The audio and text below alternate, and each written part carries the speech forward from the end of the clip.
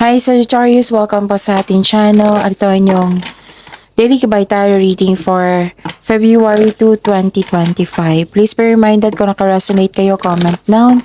Kung hindi kayo naka-resonate, ibigay niyo po sa iba kasi general reading po ito. This is for you, Sagittarius, ngayong February 2, 2025.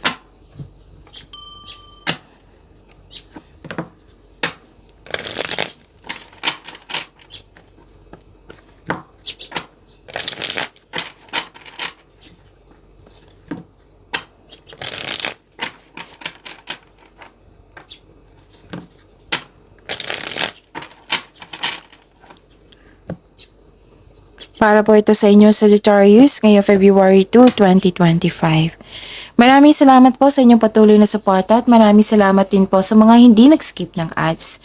Gamitin ang reading na ito bilang gabay lamang sa mga hindi pa nag-subscribe.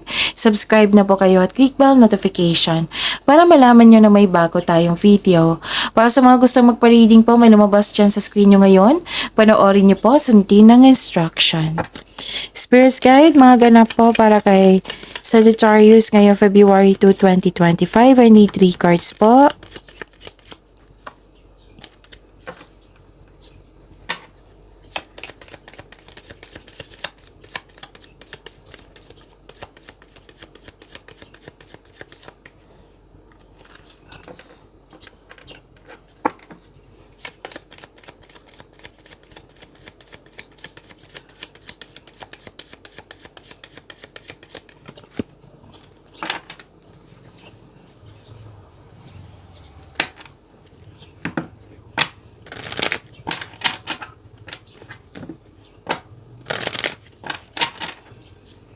Spirits Guide, mga mensahe pa para kay Sagittarius ngayong February 2, 2025. I need 2 cards po.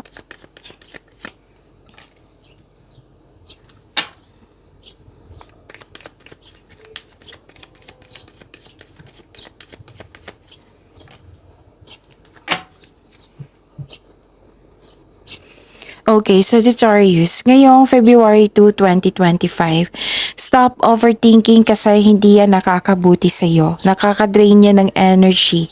Okay, you have to stop overthinking. And don't worry kasi may nakita naman ako ng hope and healing dito and personal development. Yes, may nakita rin ako nakatanggap kayo ng blessings. Marami kayong ideas na bibigyan mo siya ng aksyon. Pwede nagsaliksik kayo sa internet ngayon para may makuha kayong clarity. Tapos may nakita rin ako ditong meeting, reunion, party, special event, public event. Embracing enthusiasm, shout to the heavens with happiness. And in silence, peace prevails.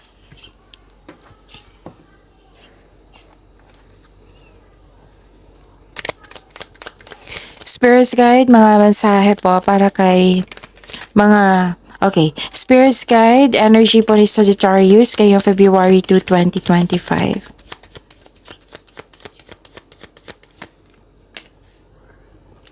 And the clarification of this card po.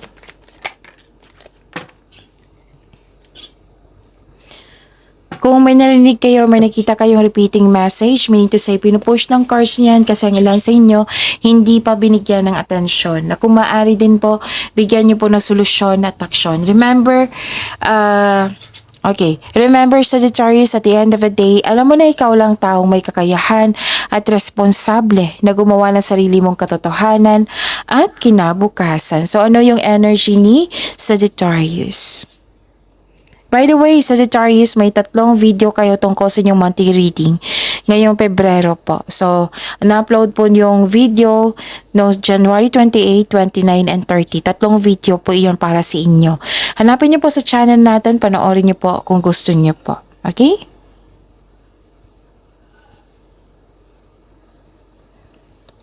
Nakita ko dito na nagkaroon po ng releasing, letting go of grudges. Actually, may gustong bumalik sa nakaraan. Pwedeng kayo ito or literal na isang tao na babalik sa iyo. Pero mag-ingat kayo sa kanya ha. Kasi may nakita rin ako dito na gustong kunin sa iyo. Kaya dapat mag-ingat kayo sa taong ito. May taong ayaw mag-give up. So this card tells you to release old grudges in order to move on. May pagpatawad na mangyayari. Kung may trauma na po, so pwede niyo siyang patawanin through your mind and heart para para magkaroon ng peace of mind. Okay? Nakita ko dito na nagkaroon po ng delayed sa abundance. Pero at least alam nyo ha, yung delay, abundance po. So, may dumating na opportunity na hindi mo napansin dahil hindi mo ito nakita dahil you are trying too hard sa isang opportunity. Okay? The universe asking you to loosen grip and relax. Mag-reconnect ka at mag-ask ka ng divine assistance. Kung ano ito, itanong nyo po yung intuition nyo. Pwede nagkaroon ng delay, pwede nagkaroon ng loss of money. Loss of money is pwede napagasta kayo ngayong araw na ito, nawala, kinuha na damage, ninakaw. Oh, so, check your money now. Spirit's Guide, career and money po, ni Sagittarius ngayong February 2, 2025. And the clarification of this card po,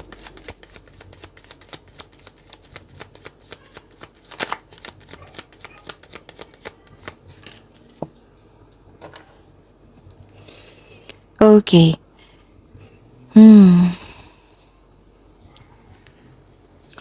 Maraming salamat po sa patuloy na tiwala suporta sa ating channel at maraming salamat din po sa mga hindi nag-skip ng ads.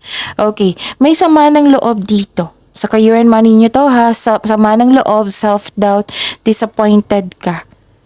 Nang dahil sa nangyari sa nakaraan. Nagkaroon ng delay sa plano mo in terms of future plan, feeling mo na trap ka and unable to progress without really understanding why. So, kailangan ng pag-accept dito at mag-move forward. Kasi hindi na yan mababago yung nakaraan eh. Kailangan mo lang itong tanggapin na nangyari na ito sa'yo. Lahat naman po ng pagsubok po ay may naiwang aral sa ating buhay. Okay? Yun. Nakita ko rin dito na nagkaroon po ng nagkaroon ng self-doubt and hesitation. Hindi ka mapakali, mainit ang ulo mo nang dahil sa delay siguro. Hindi naman siguro kasi may nakita naman akong delay dito. 2 card na po nagsabi. So that is a repeating message. So delay, pwede din misunderstanding sa isang tao. Hindi po ito ang sign na mag-give up kayo. Mag-ingat po daw kayo sa taong maloloko. Yung taong gustong bumalik sa inyo. Mag-ingat kayo sa kanya. Spirit's Guide, Love Life, Self-Love, Partnership, and Romance ni Sagittarius ngayong February 2, 2025.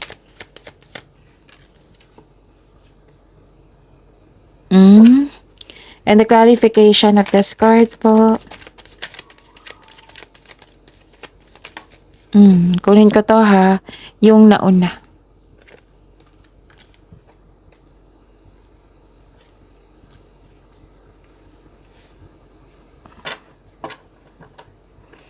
May pagbabago po. This is, okay. Nakikita ko dito sa mga single, may chance na mamimit mo yung new romantic partner mo. Sa mga marelasyon sa buhay mag-asawa na may problema or hindi pagkakaunawaan, may pagbabagong darating na ikakasiyas nyo, yung dalawa. So this can also means a blessings in your relationship. May magandang new experiences after a time of sadness. So you are moving from a painful cycle to happiness. So embrace the new situation na dumating sa inyong buhay. So this card tells you to focus on what you can control in order to find peace. Let go mo na yung hindi nyo na makontrol. So this card is a completion of cycle. May changes na darating or blessings po. You have strength in new beginning. The cycle restarts. Ano pa? Nakikita ko dito na nagkaroon po ng problema talaga kayo sa delay. So, prepare yourself na magkakaroon ng delay, okay? It might be tinetest yung pasensya nyo yan. It might be nagkaroon ng delay kasi may ipaparealize sa universe sa iyo bago dumating yun para magamit nyo sa tama. Okay? So, yun. These delays are divinely timed to highlight an important realization, something you need to recognize bago ka magpatuloy sa iyong gawain. So make yourself busy, habaan ng pasensya, intindihin, So this lack of movement is reminding you to enjoy the process without being so focused on the outcome. Okay? Slow down lang po and exercise your patience. Pag-imanin niyo po yung blessings na binigay sa inyo, Sagittarius. See you tomorrow. Please like, subscribe, and click po button for notification para updated pa kayo sa daily tarot reading natin. Maraming salamat po.